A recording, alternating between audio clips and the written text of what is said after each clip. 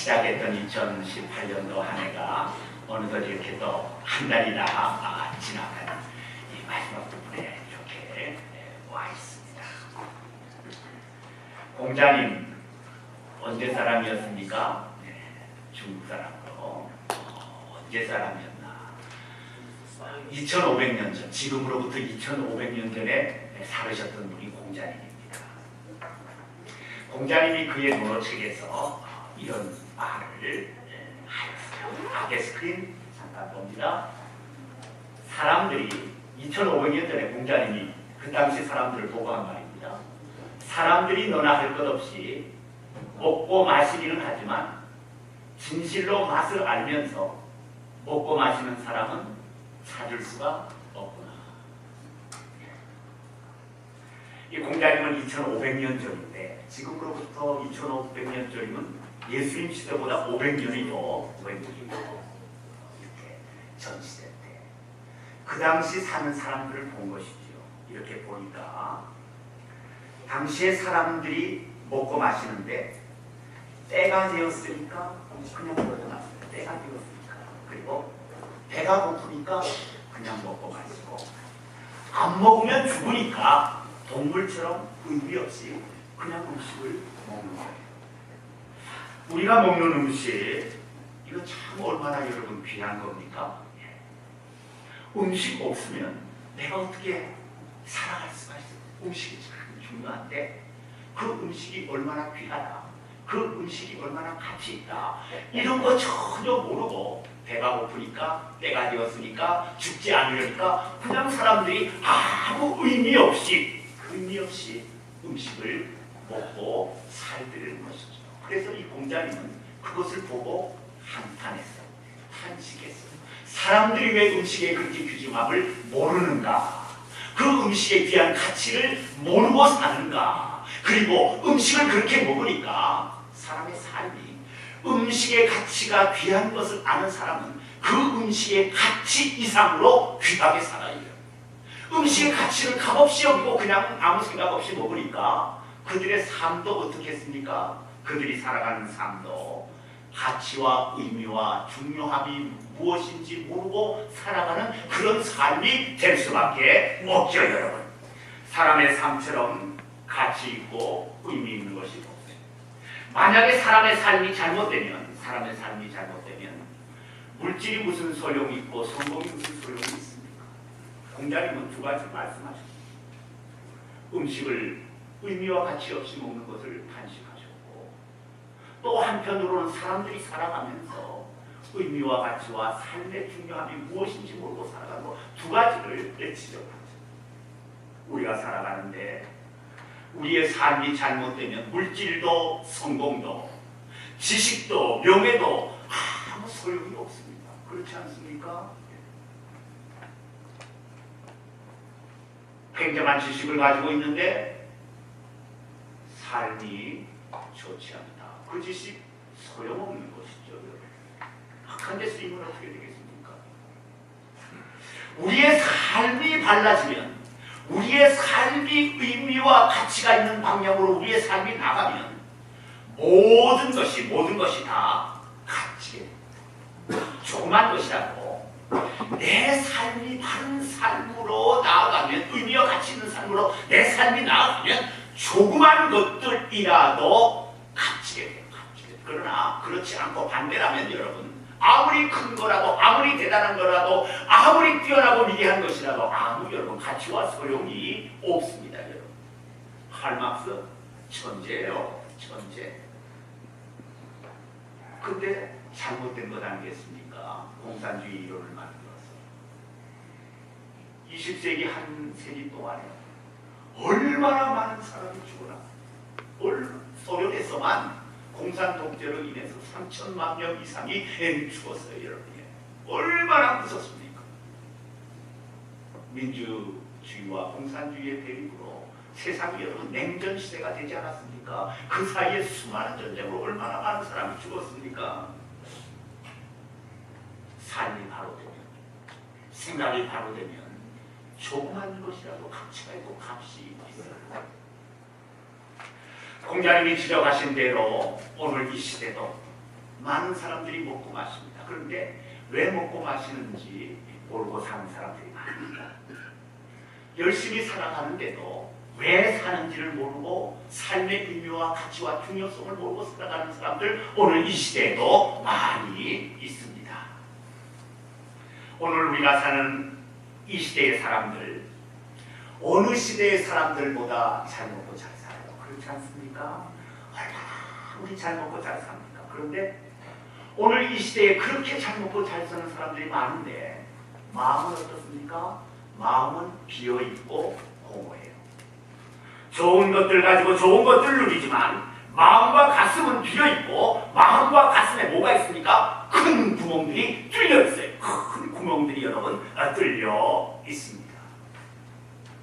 살아가는 의미와 가치를 모르니까 이 마음에는 자연히 공간이 생기고 구멍이 뚫리고 비어있을 수밖에 없죠. 여러분. 이 비어있는 것을 무엇으로라도 채워야 되는데 사람들은 무엇으로 채웁니까? 요즘 시대의 사람들은 무엇으로 채웁니까? 무엇으로 여기를 채워야 만족을 하겠는데 무엇으로 채웁니까? 삶의 의미와 가치와 중요성을 모르니까 사람들은 환각과 쾌락으로 환각이 뭡니까? 마약 아니에요. 캘리포니아에서 마약을 공식적으로 판매하는 그 판매점이 열렸습니다. 장사진을 짓겠어요. 장사진, 아마 이 앵커리지도 마찬가지일 거예요. 장사진을 짓대. 그거 사느라고 여러분 일찍 나가서 서너 시간씩 기다려가면서 그거 살려고요. 사람에게는 의미와 가치를 모르면 이 마음이 비게 되고 공간이 생기게 되고 그래서 거기를 채워야 되는데 환각과 마약으로 채워. 쾌락으로 채우고 술로 채우고 때로는 음식으로 채우고 그것으로 여러분 사람의 마음이 채워집니까? 채워지지 않아요. 채워지지 않아요. 그러니까 어떻게 생각합니까? 이렇게 살다가 죽으면 되지.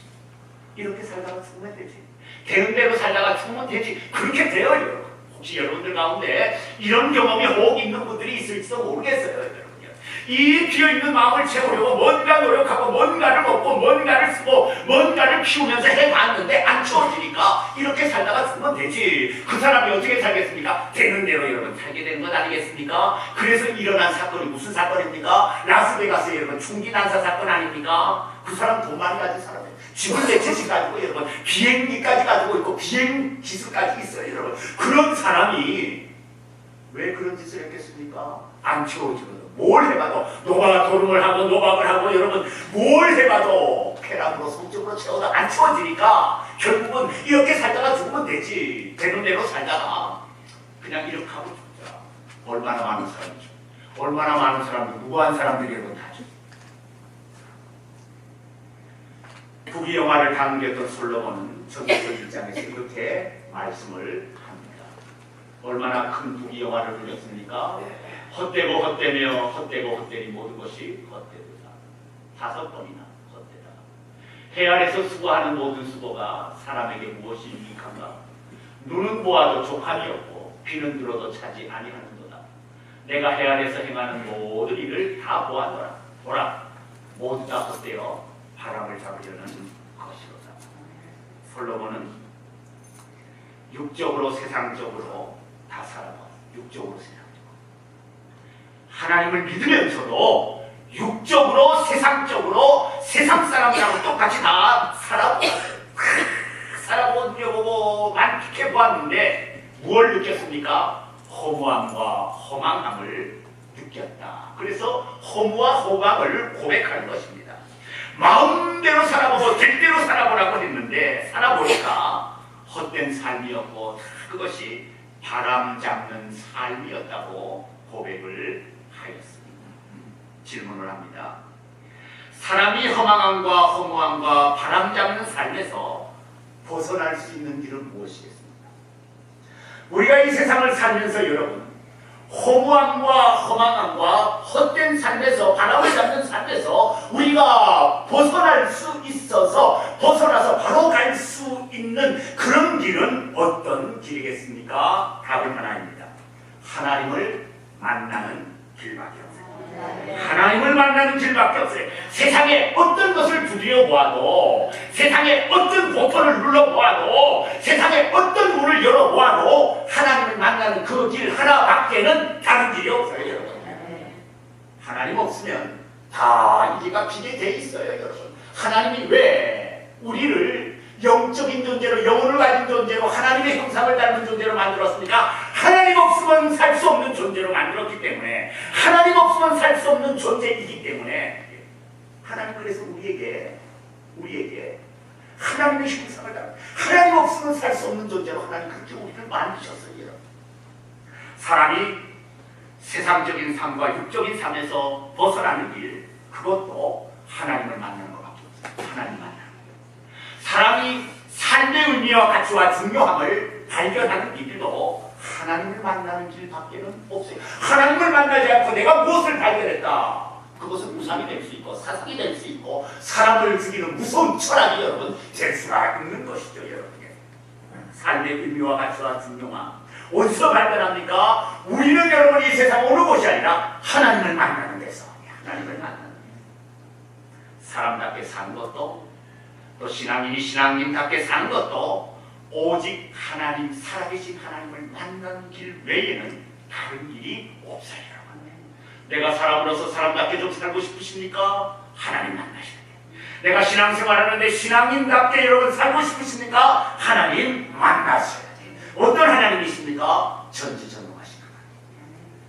천지를 창조하시고 말씀으로 천지를 창조하시고 말씀으로 우주를 창조하시고 그 하나님 만나면 내가 바른 길을 가지 않을 수가 없어요. 절대 주권자이시고 절대 왕이시고 의와 거룩함과 완전함에 거하시는, 완전함에 거하시는 절대적인 힘과 능력과 권세를 가지신 그분을 만나면 내가 그분의 길에서 벗어날 수가 없어요. 벗어날 수가 없어요. 그분 앞에 나는 어떤 존재입니까? 정말 초라하고 보잘것없는 존재. 그분 앞에 나는 정말 초라하고 보잘것없을 뿐만 아니라 그분 앞에 나는 죄된 존재. 죄된 존재에서 더 나가서 나는 악한 존재. 우리가 천한 인생, 낮은 인생, 죄된 인생, 악한 인생이 그 하나님을 만나면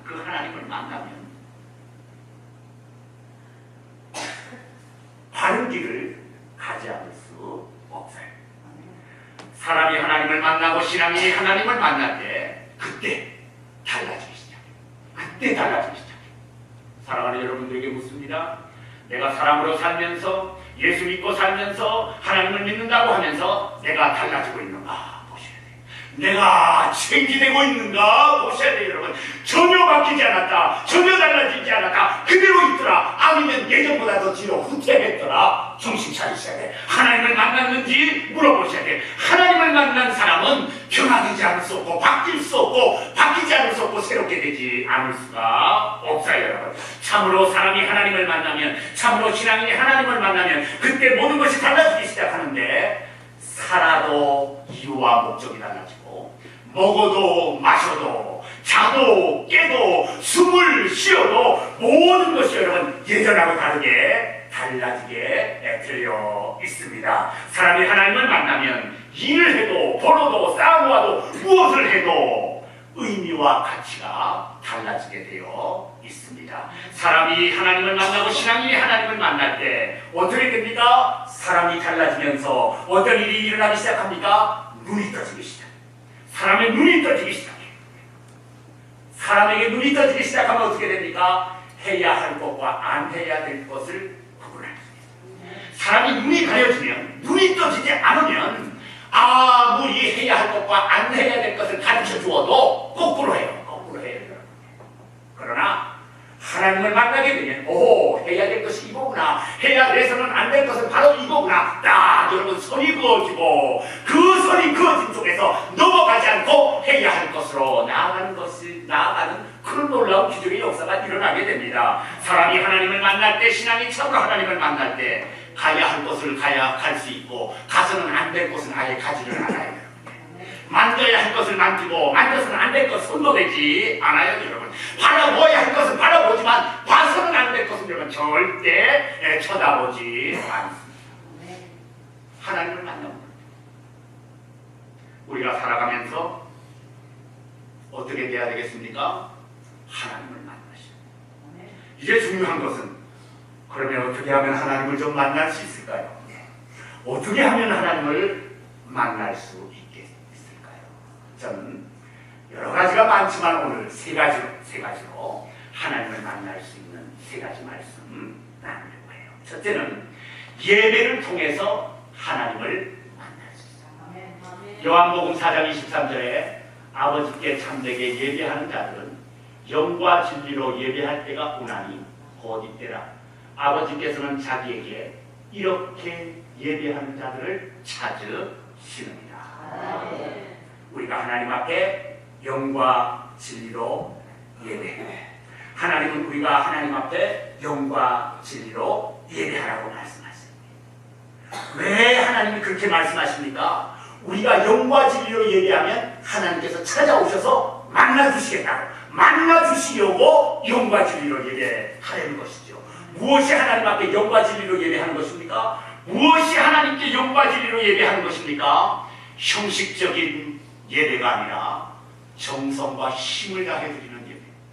형식적인 예배가 하나님 앞에 형식적인 예배 아니, 그런 예배 드릴 수가 없어요. 그것은 예배라고 할 수가 없어요.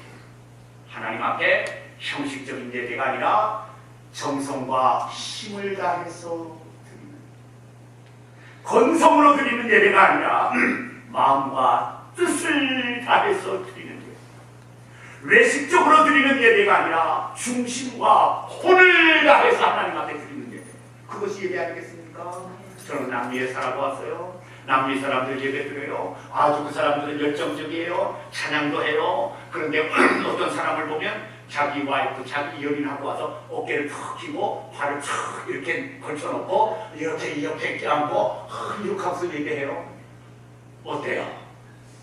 어떤 분은 괜찮다 할지 모르지만 하나님은 영과 진리로, 영과 진리로. 하나님 어떤 분이세요? 우리가 무시할 수 있는 분이에요? 우리가 가볍게 여길 수 있는 분이에요? 아니에요. 우리 하나님은 여러분 대단한 분이세요. 대통령 이상, 왕 이상, 어떤 권력자 이상, 하나님은 절대적인 분이에요. 그 앞에 우리는 초라한 보잘것없는 인생입니다. 이런 인생들이 여러분 이렇게 하고 예배 볼 거예요? 발 이렇게 하고 예배 볼 거예요? 흐트러진 자세에서 여러분 가슴을 내놓고 예배 볼 거예요? 아니죠 여러분, 아니죠. 정성과 힘을 다해서, 마음과 뜻을 다해서, 중심과 혼을 다해서 그분 앞에 예배드리면, 이런 예배자에게 하나님께서는 예배 중에 찾아오시고 만나 주세요. 그래서 구약 성경을 보면 솔로몬이 어떻게 했습니까? 1000번의 제사를 드렸어요. 이 1000번이라는 의미가 무엇입니까? 정성과 힘을 다했다는 것이죠. 마음과 뜻을 다했다는 것이죠. 중심과 그의 혼을 다해서 하나님 앞에 예배를 드렸다는 것이죠. 여러분, 이렇게 1000번의 제사를 드리니까 그 다음에 무슨 일이 일어났습니까? 하나님이 찾아오신 하나님이 그 솔로몬에게 말하시고, 그 솔로몬이 하나님에게 말하고, 솔로몬이 최초로 하나님을 만나는 체험을 한 것이 1000번 제사 후였어요. 진실한 예배, 정성스러운 예배, 혼과 힘을 다하는 예배를 드린 후에 하나님을 만난 이 솔로몬을 봅니다. 하나님 찾아오셔서 솔로몬에게 그 다음에 뭐라고 그랬습니까? 너 그렇게 예배 잘 드렸구나, 고맙다. 그리고 하나님께서 거기에서 중단하시고 하나님 돌아가셨습니까? 아니에요. 뭘 원합니다. 뭘 원합니다. 하나님 이것을 원합니다. 그래, 내가 지혜만 어떻게 구하니? 왜 복도 좀 구하지? 왜 지혜만 구하니? 그래, 네가 원하는 대로 지혜뿐만 아니라 내가 구하지 않은 축복까지 내가 갖겠다. 다 주겠다. 무엇 후에 받은 축복입니까? 1000번 제사. 1000번 제사.